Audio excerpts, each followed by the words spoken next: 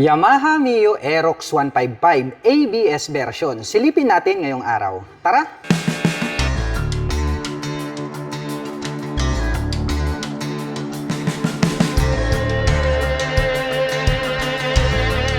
Yamaha Mio Aerox 155 S version. Napakaastig talaga ng forma at dating nito pong kanilang ABS version. Dito po sa bandang harapan, naka V-shape design po ito, kaya talagang very pointed dito pong kanyang nose.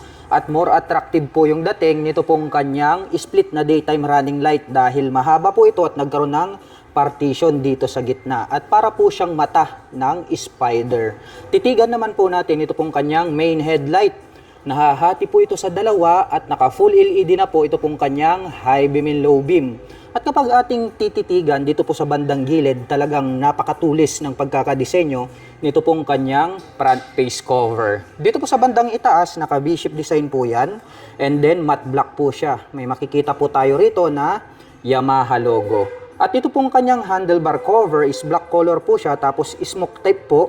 Ito pong kanyang cute na little visor. May nakalagay naman po rito na blue core para naman po sa kanyang engine. At meron tayong makikita rito ng mga decals na Mio Aerox S and then Yamaha decal. Ito pong kanyang side profile. Ang ganda po pala ng pagkakadisenyo nito pong kanyang palikpik. Nagkaroon po siya ng additional na palikpik rito na glossy color. Tapos matte black po siya rito sa bandang harapan. O, di ba? Napakatulis. At mayroon naman po ritong Yamaha logo. At mayroon po tayong makikita rito na 155 and then BBA na decal. Mapunta naman po tayo rito po sa kanyang front suspension. Ito po pala ay gumagamit ng traditional telescopic fork. Black color po yan. At ito po ay equipped with single rotor disc brake with single pot caliper na black color. Itim din po ang kulay nito pong kanyang cast wheel. At may nakalagay po rito na Aerox in bronze color. At ito pong kanyang gulong rito sa harapan, ito po pala ay tubeless na. Silipin naman po natin, ito pong sukat ng kanyang gulong rito sa harapan. Ito po pala ay mayroong sukat na 110 by 80-14. At ito po pala ay equipped with ABS. So naka single channel ABS na po. Ito pong ating Yamaha Aerox 155 na S version. Para po sa mga hindi pa nakakaalam, ito pong anti-lock braking system ay mayroon po siyang tinatawag na mekanismo na kung saan pagdating po sa mga sudden stop ay hindi po maglalak yung inyong mga preno dito sa harapan. Kaya po siya tinawag na anti-lock. Kaya ito po yung pinaka-safe na preno nowadays dahil nakakapagbigay po ang ABS ng smooth na braking power. Dumako naman po tayo rito sa bandang gitna. Silipin naman po natin ito pong kanyang fuel tip. Nandirito po siya sa gitna at ito po pala ay mayroong fuel tank capacity na 5.5 liters. At mayroon naman po itong fuel consumption na 45 km per liter. Ito pong kanyang upuan, napaka-forma po pala talaga ng upuan nito pong ating Yamaha Mio Aerox 155 S version. Dahil makikita natin yung pagkakatahi rito, nagkaroon po siya rito ng hugis puso. Black color naman po ito pong kanyang seat cover at may naka-intact naman po rito na Aerox yung kanyang model name. At talagang napakalambot nito pong kanyang upuan, kaya more comfortable po ito sakyan. Buksan naman po natin ito pong kanyang upuan para makita po natin ito pong kanyang underseat compartment. Maluwag din po pala ito pong kanyang underseat compartment at malalim. Sa tansya ko naman ay kasya po rito ang isang full face helmet. At marami na din po kayo diyaang mailalagay ng mga personal na gamit. Close natin itong kanyang upuan. At ito pong kanyang pillion board, maluwag din po siya. Mayroon naman po siyang rubber cover on top na anti-slip. At ito po pala ay equipped with side stand engine cut-off switch. Once po na naka-engage itong kanyang side stand, ay hindi na po mag-ooperate or tatakbo itong ating scooter. Kaya safe talaga kapag meron tayong engine kill switch.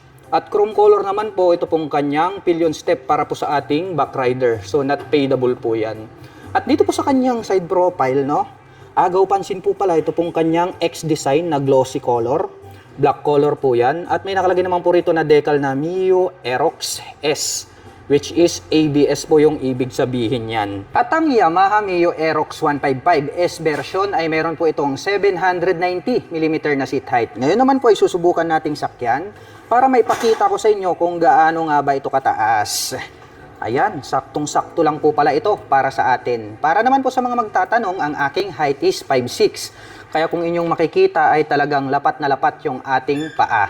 Kaya masasabi ko na more comfortable po ito para sa mga tulad ko na 5'6" and height. Ganito naman po siya sa side view at sa tansya ko naman ay kayang-kaya pong i-maneuver ito na mga 5'2" and above. At ito naman pong kanyang engine CVT cover is black color po siya. Nagkaroon po siya ng pins dito na 3 at may naka-intact naman po rito na Yamaha. Itim din po ang kulay nito pong kanyang airbox cover. At para po sa mga kukuha ng motor, ang kailangan nyo po ay 2 valid ID. At kailangan po natin magsama ng isang co-maker. At para naman po sa mga employed, kailangan nyo po magdala ng payslip. At para naman po sa mga business owner, kailangan nyo po magdala ng business permit. Kaya ano pang inaantay nyo? Tara G! Kay Guanson tayo. At ito po ay naka fully digital meter panel display. Ang lapad po nito pong kanyang digital meter panel display. At mayroon naman po siyang light indicators dito po sa magkabila hanggang rito sa bandang ibaba. At mayroon naman po ritong Yamaha logo. At pagdating naman po rito sa kanyang mga button selectors, dito po sa kaliwa, mayroon po itong menu button, high beam and low beam, turn signal selector at ang kanyang horn. Habang dito naman po sa kabila, mayroon po itong auto stop start system, may hazard button at ang kanyang electric starter. Itim naman po ang kulay nito pong kanyang mga handle grip at chrome color naman po ito pong kanyang mga brake levers. At ito po pala ay equipped with park brake lock. Mapunta naman po tayo rito sa kanyang ignition. Ito po pala ay equipped with smart keyless system. Nandito po ito pong kanyang keyless knob at included na rin po pala rito yung kanyang fuel at set button. At dito po pala sa bandang gitna, may nakalagay naman po rito na Yamaha Motorcycle Connect, also known as Y-Connect, na kung saan ay pwede po nating i-connect yung ating mga mobile phones para po ma-access po natin yung internal system nito pong ating scooter. Mapunta naman po tayo rito po sa side pocket. Mayroon pong door dito na pwede nating buksan. At ito po, medyo mababaw lang po ito at pa-slide. Ang pwede lang nating ilagay rito is gloves. At bukod dyan ay meron na rin po pala siyang integrated na USB charging socket. Gagamit ka pa po rito ng car lighter para makapag-recharge ka po ng inyong mga dalang mobile phones and gadgets. Mapunta naman po tayo rito sa likuran. Silipin naman po natin ito pong kanyang tail light. Maliit lang po yung pagkakadesenyo nitong kanyang tail light pero ang forma, no, nagkaroon po siya rito ng parang sungay. Naka full LED na rin po yan. At bulb type naman po ito pong kanyang mga naka-pop up na turn signals. At bilugan naman po ito pong shape nito pong kanyang plate light. At ito pong kanyang rear fender, ang kanya pong nagsisilbing plate holder. May added light reflector po dito sa bandang gitna. At pagdating po pala rito po sa kanyang rear suspension, ito po ay gumagamit ng dual shock absorber para po rito sa kanyang rear suspension. At black color naman po ito pong kanyang coil spring. At gumagamit naman po ito ng drum brake para po rito sa kanyang rear braking system. Dumako naman po tayo rito sa kabila.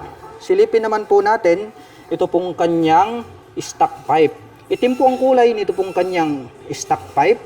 Itim din po ang kulay nito pong kanyang head protection guard. At mayroon naman po itong single exhaust. Glossy black naman po ang kulay nito pong kanyang cast wheel. At may makikita tayo rito na Aerox in bronze color. At ang sukat naman po ng kanyang gulong rito sa likuran, ito po ay mayroong sukat na 140 by 70-14. At ito po ay naka-tubeless na.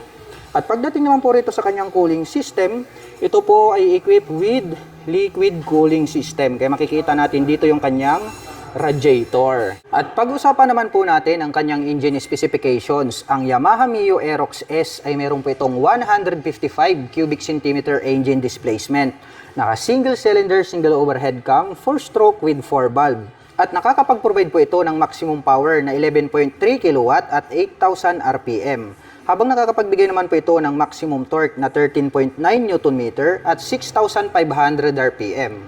At ang presyo po ng Yamaha Mio Aerox 155S version ay nagkakahalaga po ito ng 146,000 pesos. At kung gusto mo naman pong kumuha ng hulugan ay kailangan mo pong mag-down payment ng 19,800 pesos. At para naman po sa mga nakapanood ng video na ito at interesado pong maglabas ng mga Yamaha motorcycle, ay maaari nyo po silang puntahan at bisitahin. Dito lamang po yan sa Binalonan, Pangasinan.